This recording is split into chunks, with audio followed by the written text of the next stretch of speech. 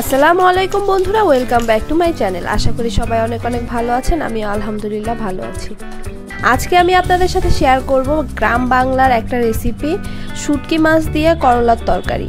এজন্য আমি পুঁটি মাছের শুটকিগুলো প্রথমে সুন্দর করে লালচে করে ভেজে নিয়েছি। এখন আমি কড়াইয়ের মধ্যে সাদা তেল আর পেঁয়াজ ভালো করে ভেজে নিচ্ছি। অবশ্যই মনে রাখবেন পেঁয়াজগুলো যাতে বাদামি বাদামি ভাজা হয়। পেঁয়াজগুলো কোনোভাবে পুড়ে ফেলা যাবে না, কারণ পেঁয়াজগুলো ভাজার উপরেই তরকারির মূল যে স্বাদ সেটা নির্ভর করে। এ পর্যায়ে আমি দিয়ে দিচ্ছি 1 চিমটি জিরে। পেঁয়াজগুলো আধা ভাজা হয়ে গেছে, এখন আমি দিয়ে দিচ্ছি এর মধ্যে জিরা বাটা 1 চামচ,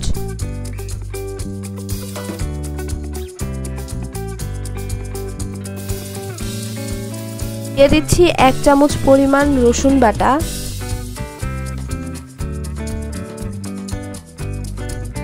দিচ্ছি 1 চামচ আদা বাটা,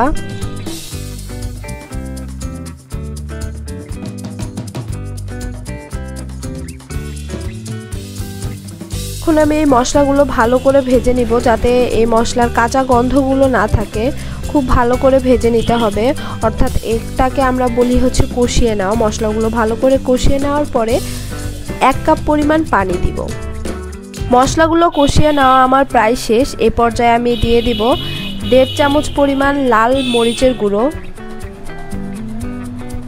1 চামচ হলুদ গুঁড়ো,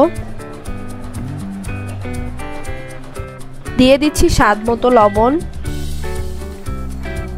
এরপরে আবার মিশ্রণটি ভালো করে মিশিয়ে নিব আর কষিয়ে নিব যতক্ষণ না পানি কমে যায়।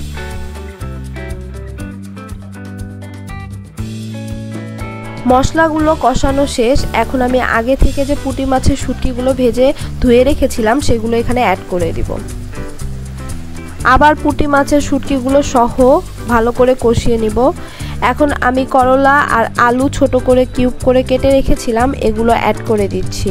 করলাগুলো আমি লম্বা লম্বা করে কেটেছি, কারণ এখানে পুঁটি মাছের যে সাইজ ছিল সেটাও লম্বা লম্বা, তাই আমি লম্বা লম্বা করেই রেখেছি যাতে দেখতে সুন্দর হয়। আপনারা আপনাদের ইচ্ছা মতো কেটে নিতে পারেন।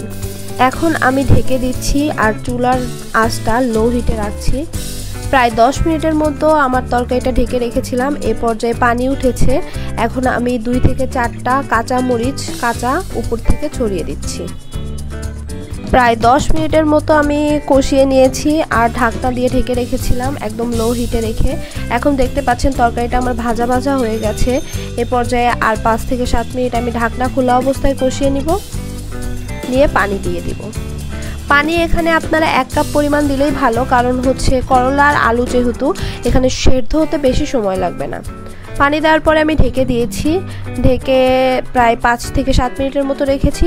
এখন পানিগুলো শুকিয়ে এসেছে, দেখতেই পাচ্ছেন তরকারি হয়ে গেছে। এখন আমি নামিয়ে নিব। আশা করি আপনাদের কাছে আমার রেসিপিটা ভালো লেগেছে। ভালো লাগলে অবশ্যই আমার পাশে থাকবেন এবং আমার চ্যানেলটি সাবস্ক্রাইব করবেন। ধন্যবাদ সবাইকে।